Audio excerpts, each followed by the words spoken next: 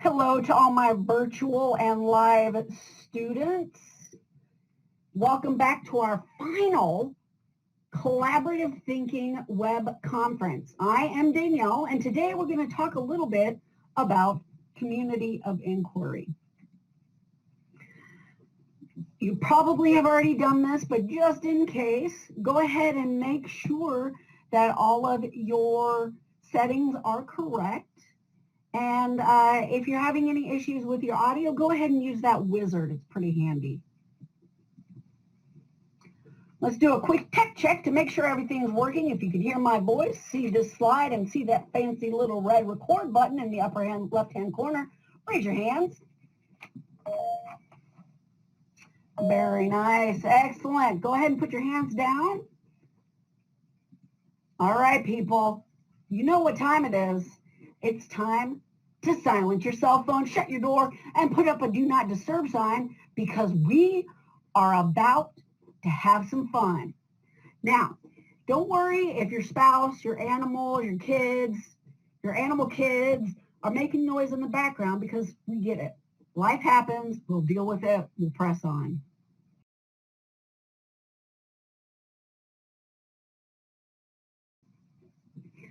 So during this week's conference, we're going to be taking a look at Chapter 5, The Community of Inquiry from Randy Garrison's book, Thinking Collaboratively, Learning in a Community of Inquiry. You should have already read Chapters 5 and 6 and completed the comprehensive quiz. So tonight, we're really just focusing on some big, fascinating ideas. And at the very end of this session, you should be able to describe the community of inquiry framework, how that framework provides constructs to understand the dynamic of thinking and learning collaboratively. And then you should also be able to describe the interdependence between cognitive and teaching presence in an environment that provides the social presence to support collaborative inquiry. Man, this is going to be exciting stuff. So to get our heads in the game, let's go ahead. I'm going to give you a couple seconds to figure out what this phrase is from these pictures. Hint, today's phrase is the main focus of our web conference. Look at that. Oh my goodness, y'all are getting it. You are killing it tonight. Okay, yes. Community of inquiry, excellent job.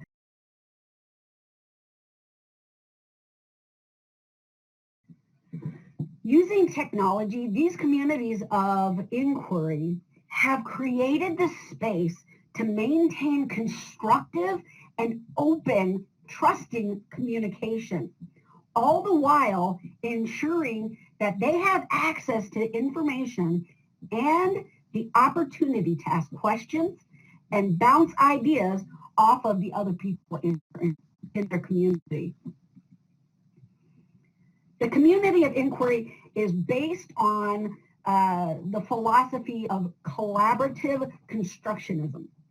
And this type of learning philosophy, it really focuses on open communication, which requires trust, and purposeful, relevant, cognitive discussions.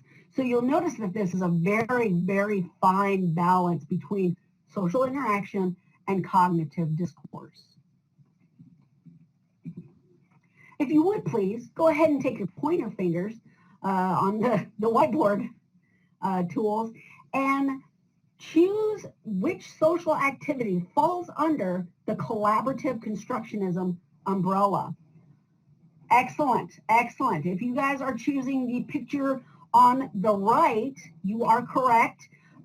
However, I think that the picture on the left, the people drinking wine together, is a really, really close second.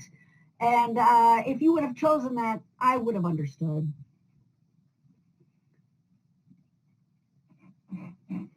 So the community of inquiry framework is really based on three core values for learning and thinking collaboratively.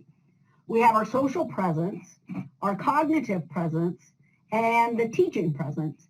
And each category is cyclic.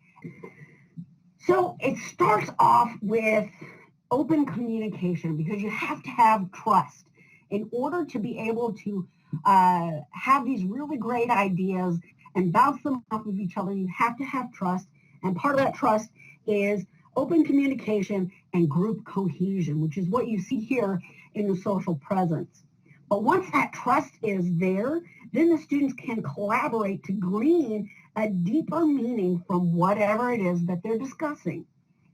You'll notice here in the cognitive presence, we have each and every single one of those phases constantly going round and round, because these ideas are just being bounced off of each other.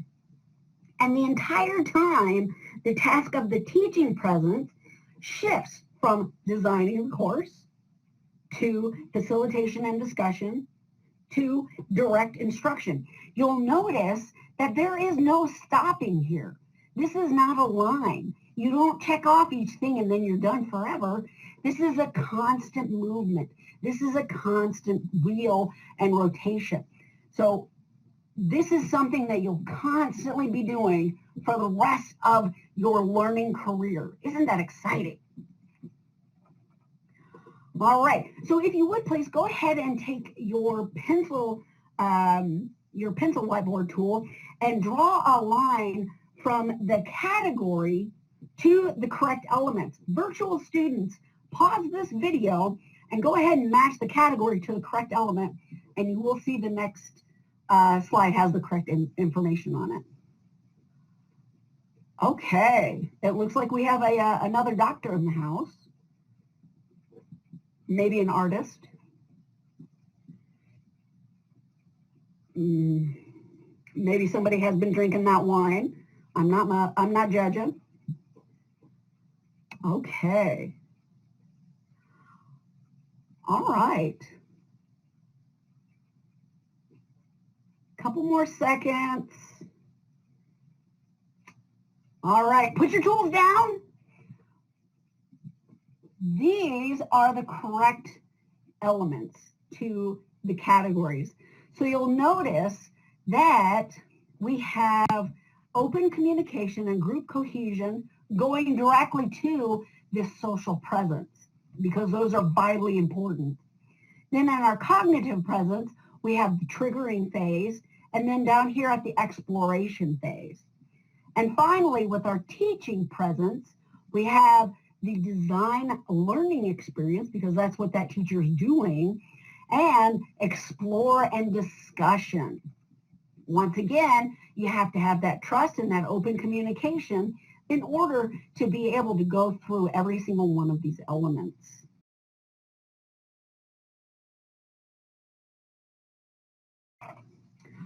All right, so now the fun, exciting part starts.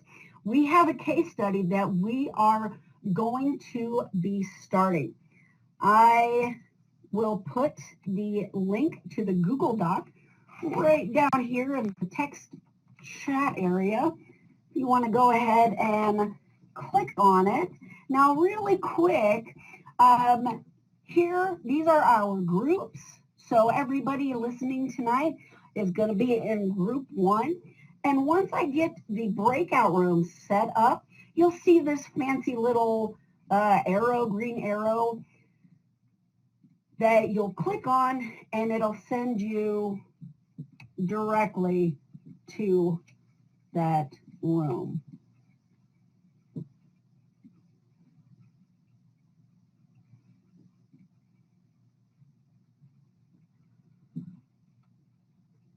All right, now for my virtual students, you're also going to click on the link here in the text area, and you will complete the same exact activity. Just make sure that you're going down to the virtual group slide to fill this information out.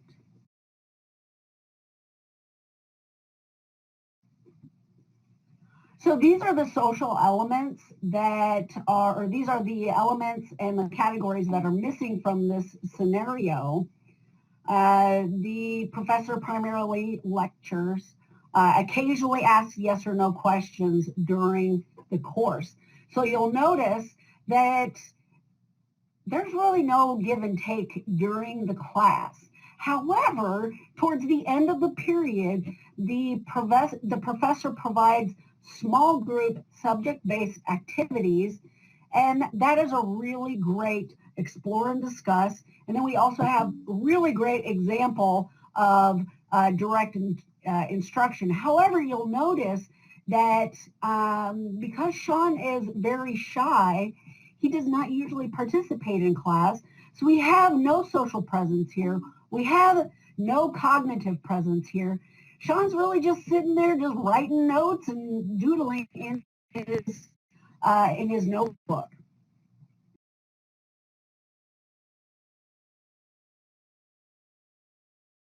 All right, so this is the last final thought web conference.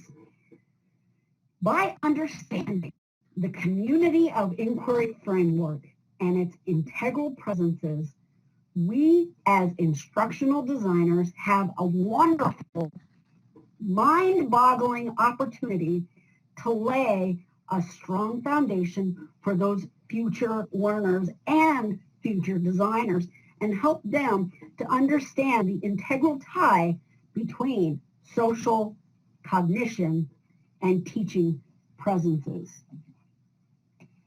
All right. So thank you guys so much for coming. The collaborative learning workshop, where we'll have all 3 weeks of the conferences, will be available by the 27th of February.